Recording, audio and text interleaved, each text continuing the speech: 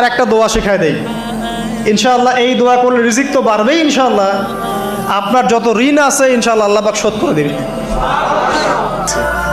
আলী রাদিয়াল্লাহু আনহু বলেছেন, কোনো ব্যক্তির যদি পাহাড়ের সমানও ঋণ থাকে, এই দোয়া যদি আমল করে আল্লাহ পাক ওই ঋণও শোধ করে দিবেন ইনশাআল্লাহ।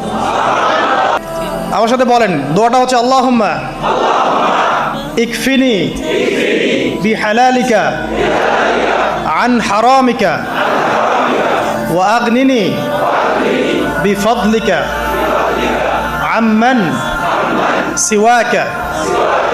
এই দোয়াটা ছোট না, এটা মুখস্থ করবেন, সেজদায় পড়বেন, নামাজের সেজদায় পড়বেন, আত্তাহিয়াতু দরুদ শেষ তারপরে পড়বেন, নামাজ শেষে হাত তুলে করবেন, যখন তখন শেষ রাত্রে করবেন, ইনশাআল্লাহ দেখবেন আপনার ঋণ বলতে কিছু থাকবে না ইনশাআল্লাহ। যদি থাকেও, বড় কোনো ঋণ থাকেও, আল্লাহ পাক অন্য কোনো মাধ্যমে এটা শোধ করার ব্যবস্থা করে দিবেন ইনশাআল্লাহ।